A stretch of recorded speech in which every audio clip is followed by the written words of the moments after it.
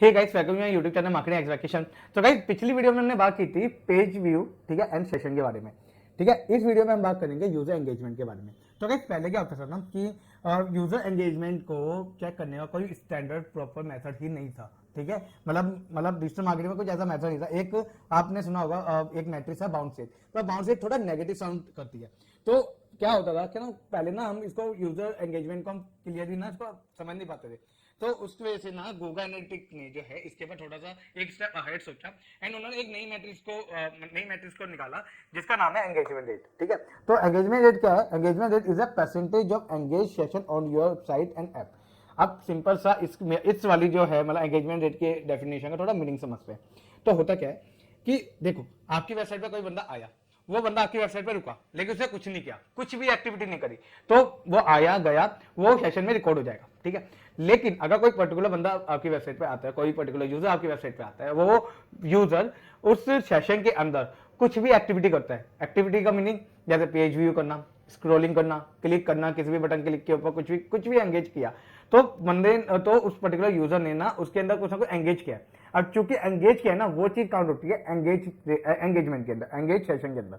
मतलब यूजर आपकी वेबसाइट पे आया, उसने कुछ ना कुछ आपकी वेबसाइट पे आया और 30 मिनट, हम एक सेशन का ड्यूरेशन लेके चलते हैं, तो 30 मिनट के अंदर उसने 20 मिनट ना कुछ एक्टिविटी करी है, स्क्रॉलिंग करी है, मतलब क्लिक किया है कहीं पे, ठीक है, या फिर पेज व्यू किया है, 3-4 पेज विजिट करे हैं, तो वो जो है एंगेज किया है। तो वो एंगेज सेशन का जो रेट होता है ना, उसका परसेंटेज जो है उसको कहते हैं मतलब एंगेजमेंट रेट।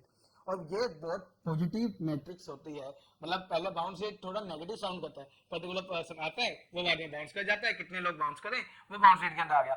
तो वो नंबर जितना कम होगा उतना ज्यादा जो है आपका मतलब वो पॉजिटिव माना जाता है, तो वो थोड़ा नेगेटिव साउंड करता है। पर एंगेजमेंट रेट को हम सीधा कहते हैं कि ये नंबर जितना अच्छा होगा, जितना ज्यादा होगा, उतना आपकी वेबसाइट पॉपुलर होने के चांस है, उतना आपका कंटेंट पॉपुलर हो रहा है। अब यहाँ पे जो है ना क्वेश्चन आता है, मैंने यहाँ पे एंगेज सेशन की बात करी है, तो यहाँ पे हम समझेंगे कि एंगेज सेशन का मतलब क्या होता है। मतलब हम एंगेज सेशन किसको कहेंगे? तो पर्टिकुलर पर्सन आया, ठीक है, हम हर एक कंडीशन लेंगे। पर्टिकुलर पर्सन आता है, अब page view session that at least 10 second और लॉन्गर। एक पर्टिकुलर पर्सन आया, ठीक है, वो पेज पे, किसी भी पेज के ऊपर 10 सेकंड या उससे ज्यादा रुकता है, ठीक है ना, तो वो एंगेज सेशन के अंदर काउंट करता है। या फिर एक session that trigger at least one conversion event.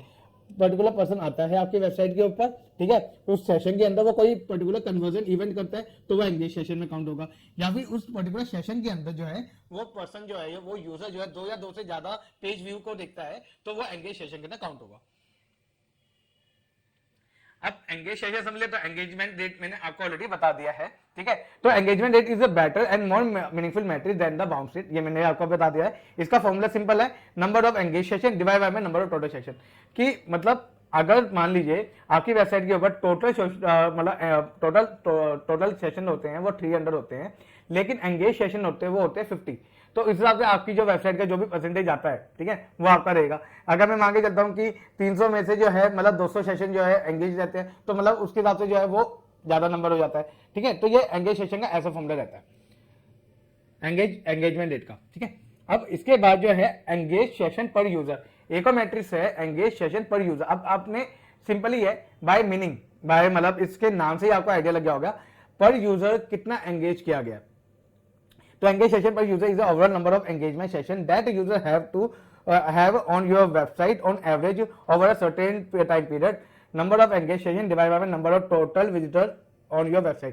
तो कितने लोग आपकी वेबसाइट पे आए, उनमें से कितने लोगों ने आपके मतलब नंबर ऑफ एंगेज, कितने लोगों ने आपके जो मतलब आपके उस सेशन के अंदर जो है एंगेज किया। मान के चलते हैं कि आपकी वेबसाइट पे 100 लोग आए हैं और 100 में से 50 लोगों ने जो है आपकी वेबसाइट के ऊपर एंगेज किया है, तो जितने लोगों ने आपकी वेबसाइट के ऊपर एंगेज किया है ना, उसका टोटल एंगेजमेंट सेशन और डिवाइड में आपके पास कितने वेबसाइट मतलब कितने लोग आए हैं। ठीक है, तो ये इस हिसाब से काउंट किया जाता है। अगला आता है इसके बाद एंगेजमेंट टाइम। अब एंगेजमेंट टाइम का क्या मतलब हुआ? Average engagement time is calculating a sum of user engagement during per active user. ठीक है, तो एक पर्टिकुलर एक एक्टिव यूजर जो है कितना टाइम एंगेज किया। अब मैं आपको ना एक एग्जांपल बताता हूं।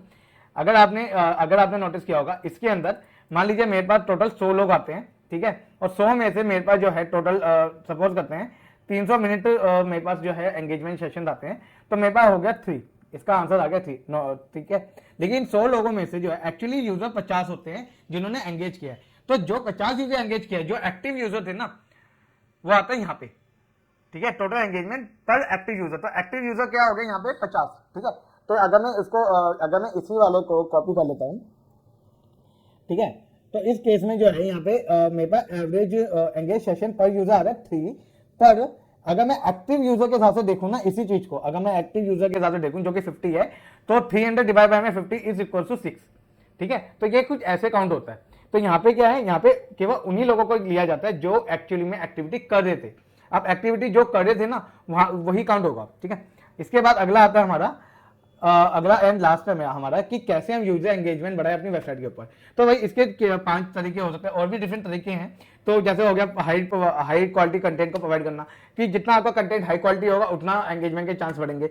ऑप्टिमाइज वेब डिजाइन, आपकी वेबसाइट का डिजाइन अच्छा होना चाहिए ताकि यूजर एंगेजमेंट बढ़े, ठीक है।